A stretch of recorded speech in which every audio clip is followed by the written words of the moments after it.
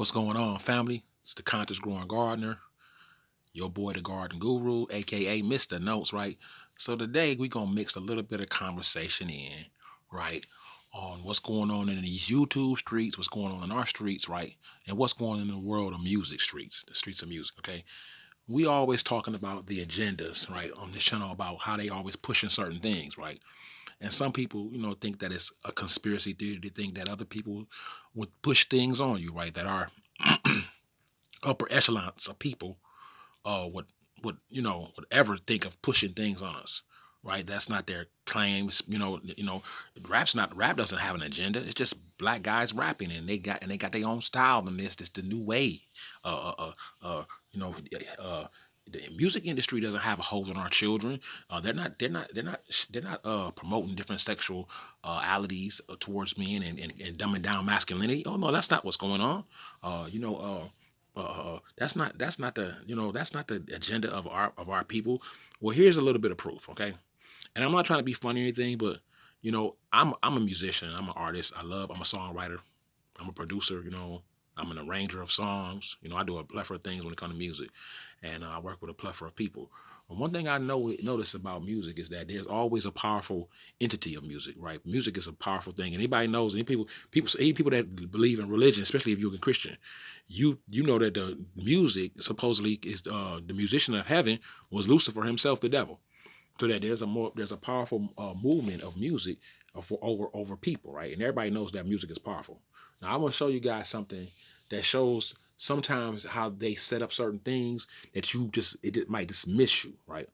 So recently, we haven't been having many performances at all. We had to use a tiny desk, or we've been uh doing things over the internet, or not too many live performances where people are showing. I mean, we've had those live performances, but we don't have those concerts where there's people because of the social distance and stuff. So one of the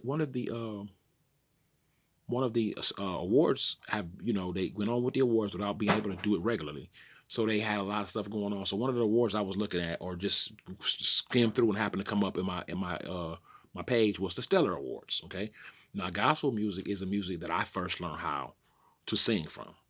I learned everything about singing, about running, about hosting, about passion, about you know from those are my roots. That's where I got my singing from I got my of course I got my roots from singing from, if you go deeper, my parents and stuff. But I was raised on a lot of gospel music. Now don't get me wrong, in my house we also were allowed to listen to secular music. So I knew about Al Green, I know about the Temptations, I know about Luther Vandross, Mint Condition. We could just go on, Stevie Wonder, Teddy P, right? And so as a I was around when contemporary gospel first came in. When it first started, the first artists, some of the first artists around, just first got their record deal and got it out there on the radio and things of that nature. And I was a big gospel fan at that time. You know what I'm saying? So what I noticed is that they use our music and our culture. Basically what they've done is they hijacked it, and then they put it out the way they want us to view it. And we think that's just the way it is now. That's how people are.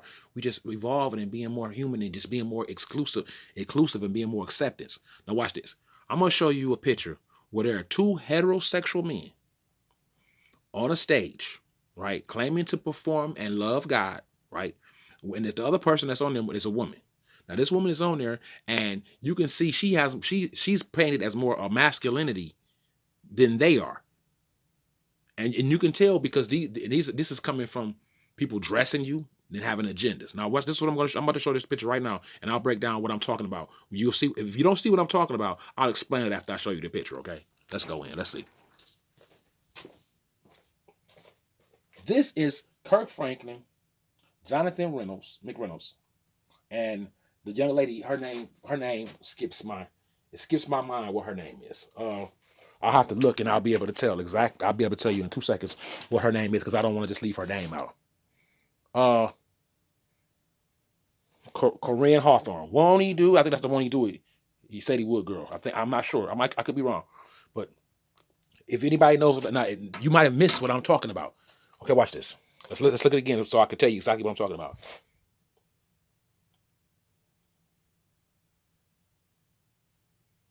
Now somebody gonna say, What's wrong with that? Ain't nothing wrong with what they, everybody got a choice to wear what they want to wear. Watch this. In the industry, in the music industry, you have what you call a stylist. Okay, and stylists are told by they labels or companies to tell them how to style a person. Right now, watch this. The only person with a masculine color on in that video is the woman. These guys, those are all, they supposed to be all equal. So they gonna put the guys and Kirk Franklin got a pink suit on. Now I'm not saying colors mean, but colors do mean. Okay, it doesn't mean that Kirk Franklin's a homosexual or he's down with sexuality or whatever, or he's he don't care about color. But here's the thing: right next to him is another guy in a lime green suit, right? A very bright suit, right? The only person with a masculine color on is the girl. She has on. You see what I'm saying? She has on a blue colored suit. Look at them. Now, here's the thing. Wearing a certain kind of suit, people are like, that shouldn't take away from your masculinity. That don't speak to anything at all. That's just, what I'm saying. That no, listen to me. Listen to me. I'm not saying there's anything wrong with men wearing the color pink, or anything wrong with the man wearing the color lime green.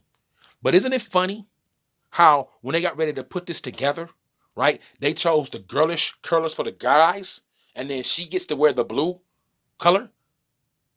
We so busy trying to be all inclusive and all this. There's a lot more what you think going on behind closed doors. When these people trying to make you think they're gonna keep on pushing things to be okay. Watch this. If you thought it was okay, then you wouldn't have to push it. It would just be. You know what I'm saying? Even if you didn't think it's okay, this is how you know people are pushing things on people. This is a hidden undercover thing. Everybody know that we've had our problems in all our communities, in the church, in the Christian community too, with alleged homosexuality, and what I'm saying, from the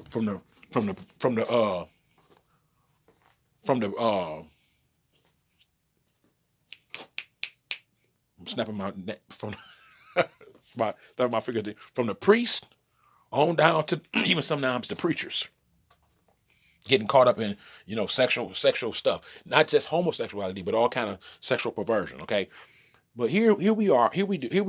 We got three people that all have different stylists, or maybe if they had, let's just say it's one stylist, right? That's styling.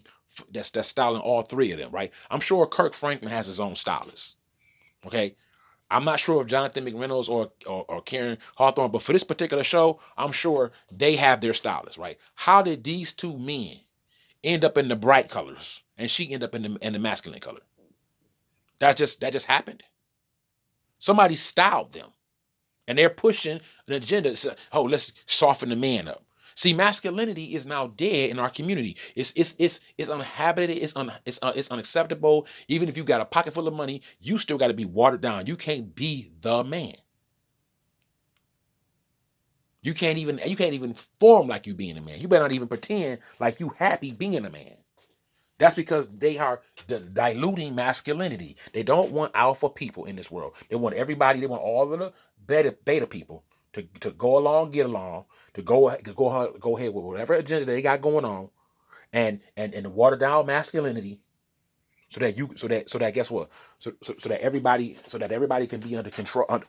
Because let me tell you something. Only masculinity comes with alpha. That's a certain alpha. This in masculinity. They don't want men to be real men no more. Soft buttercup guys. You know what I'm saying? This is no disrespect to Jonathan Reynolds. This is no disrespect to Kirk Franklin and their masculinity and their men. But here is the agenda. Right in front of your face. Even gospel music is pulling the same shit. Look at the shit that Kirk Franklin has on his. Look at not just the suit, the color. Look at the bottom of this part right here, where the pants is tied up and tied like straight legs, and the shoes. There's nothing masculine about that. You're not gonna trick me into believing that's all right. It's just gonna fly. You know what I'm saying? Because what you do is you got these kids thinking dressing like this. Oh, that's the new style. That's a new style. But what they don't realize is that's some of that stuff that they wearing it's not it's just because your pants. Listen to me. Just because your ankles is tight around your pants don't mean it's girlish. Okay, but just because that's like saying just because your pants is flaring and wide and bell bottom, that's girlish, right? That doesn't mean that, right?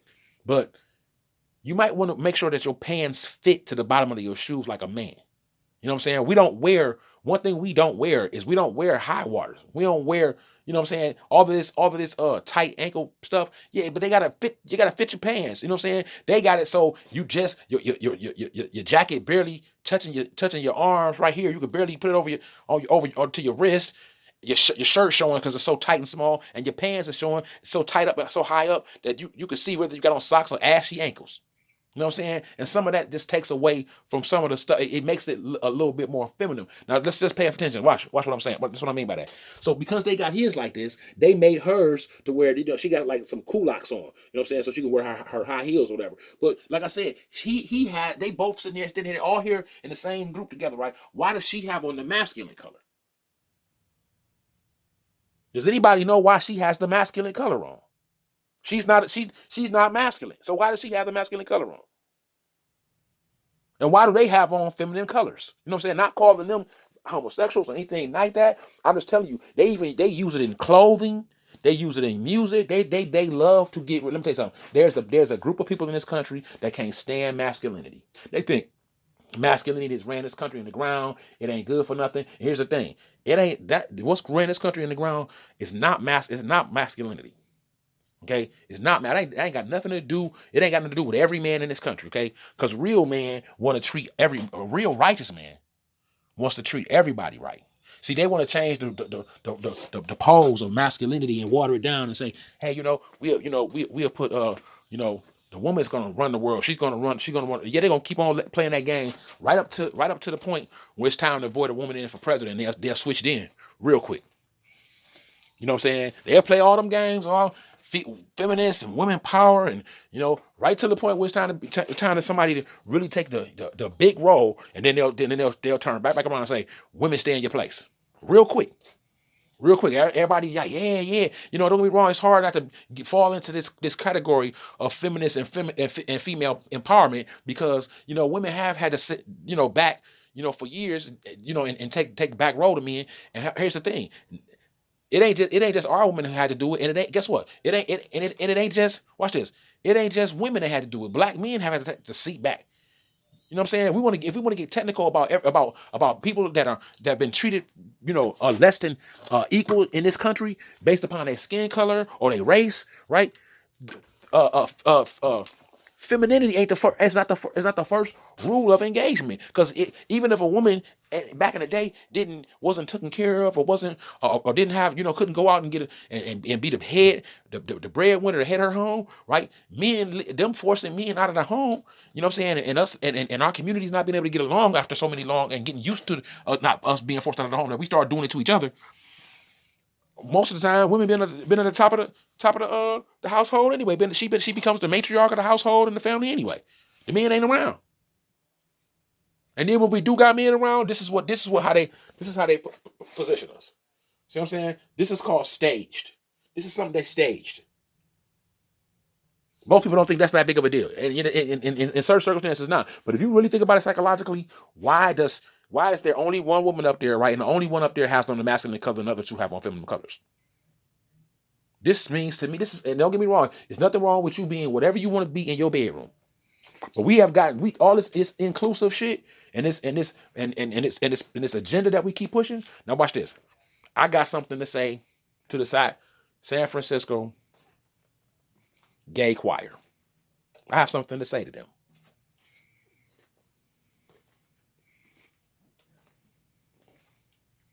Nobody is frightened by you calling out people who reject how you are. I've been in this skin my whole life, and that sometimes comes with acceptance and sometimes comes with rejectance. I've had this hand my whole life, and sometimes that comes with acceptance and sometimes it comes with rejecting. Just because you want to be open about your sexuality and you want everybody to accept who you are, right? This is your problem. You honestly think that doing something to somebody or making somebody else a part of your agenda is going to bring forth more acceptance to you. That song that you guys get up there and saying shows that you're nothing but hurting. You're hurting. You know why I know you're hurting? Because hurting people look to hurt other people. I'm gonna tell you something else. No matter how much you try to come for people's children or try to promote what you got going on, try to make people be the way you want them to be, right? Ultimately, in the end of the in the at the end of the day, people have to make their own choices. Now, true enough, we are a program type of people that go along with the agenda, with the most popular thing, right? What's ever trending, right? If it's trending, everybody jumping on it, right? So these people are so wicked and so trying to, because they so hurt because all these years we haven't been accepted by we had to hide who we were. Try hiding my skin color. Try hiding the fact that I'm black. See, you're a white man. You can walk in any establishment and you can turn your gay shit off and act like you got a little bit of masculinity, and nobody knows who the fuck you sleeping in your bedroom, who the fuck you fucking. Nobody cares. Get over yourself and get over your pain. You are not gonna always be accepted by the fucking world, and the fact that you long for acceptance of the world shows just how wicked you actually really are. Because the ways of the world ain't nothing but hell sent and going to hell. And some people embrace that shit. That's how you know some of these motherfuckers actually serve Lucifer. They think Lucifer got some power and they devil worshippers, and yeah, that's what all my power come from. And I'm at this, I'm at that. If that's the case, guess what? Lucifer was the angel in heaven, right? The most musical angel in heaven, right? Then how come he didn't give your ass more talent? Because I heard that shit and you can't sing, and the person who wrote the song ain't that good. Should have come up with better metaphors and everything. You think your evil spirit and and all that old dumb shit's gonna really motivate and push somebody. You ain't really doing anything. It's other powers that be that are way more powerful than your bullshit that's pushing that on people. And watch this. Those that are naturally, feel like they have been born and gay and they're gonna live their life as a gay person or a man or woman are gonna do that. Those that aren't, they're gonna go off to be heterosexuals and have babies and live life and just like any other person. And they see somebody gay walking down the street, they may have an opinion, or they may not even give a fuck at all. But until you get over yourself and you get over your own pain of not being accepted by certain people, let me tell you something. Sometimes you could be unaccepted by your own fucking community. Your own community don't accept you. I'm not trying to talk to you to make you to realize that you should come out of what you're doing. You know what I'm saying? Because ultimately, people gonna do what the hell they want to do anyway. I'm just showing a mirror to your face to show you why you're doing it. And guess what? And guess what? Why what you think is doing, you giving yourself more credit, whether that it's working or not. You on here making songs on YouTube talking about we coming for your children. You propping yourself up like you got that much effect on people. And here's the thing: programming people that are programmed are programmed. People that are free thinkers are free thinkers. You can't program a free thinker. And yeah, people work and they got these 9 to 5, 40 jobs. They don't have time to spend with their kids. Sometimes before you know it, their kid is into something else, and they think this is just the way to go, and they'll follow certain ways. But guess what? Kids grow up out of shit.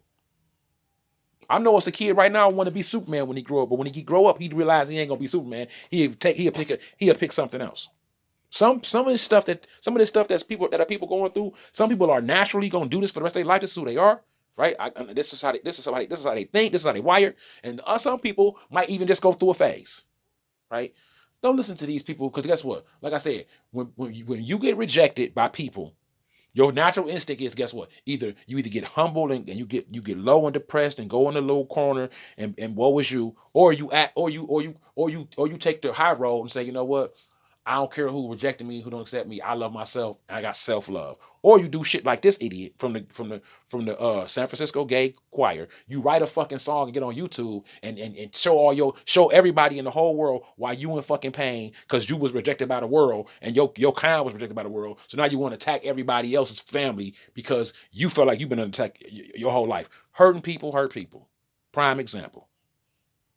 All right, y'all. It's your boy, the conscious growing gardener. We try to grow in every area of our life, right? Not just in the garden, right? But in your life. Your life is a garden, and you have to give it the right components of what it might need, right? The right rest, the right mental stimulation, the right wisdom, right?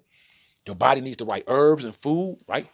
Your mind needs the right meditation, right? And so because we mental illness, pain, certain pains in lives and certain rejections can set up mental illness. And obviously, these groups of guys, and I ain't gonna blame it all on all of them because it was only one dude who wrote the song and one dude who was on there singing. So these two groups of dudes, these two dudes obviously have some serious mental pain that they've been through through rejection. And we definitely have an agenda in this country when it comes to certain people trying to push certain people on certain things, and you know, like I tell you all the time, right? Whether you want to believe this or not, a picture is always worth 1,000 words. You know, no matter what nobody say, these kids, these households, no matter what the agenda is, no matter who hurting in life and this, that, and the other, right? Because no matter how you pop and top your lips and get mad at the whole world, right? Even if your daddy at one point in time, young man, this is to the San Francisco gay community choir, the one that wrote the song and the one who sang the song. What at one point in time, your father, guess what? Who you attacking the same because you think it's a group of people, right? At one point in time, even if your father, you think your father gay now, he was gay then. At one point in time, he liked something about a woman. You know why? Because he was heterosexual long enough to make your ass. And sometimes you ought to not look at your pain and think all the scars that I got, I'm going to attack everybody else in the world. What you ought to think to do is take that energy and figure out how to make the world a better place for all people inclusive, the right way. Not pushing agendas, not swearing vengeance on people. Y'all people are sick in your head. Y'all sick in your head. You don't attack nobody's children. You out your goddamn mind. In my opinion, we got a lot of work to do in our communities, and we just showing exactly how small minded people actually are. All right, y'all. One love. All right. To all mankind, we the people. Check out the We the People video and the hands up video, protest uh videos on the Mad and Ointed. Okay, that's ANNOINTED. Okay. Mad Anointed. Anointed. Okay. YouTube channel. Okay. It's your boy the Conscious Growing Gardener, aka Mr. Notes, the Garden Guru. All right, I'm out, y'all. Stay, as always, stay careful out in these streets, including these YouTube streets as well. All right. Peace.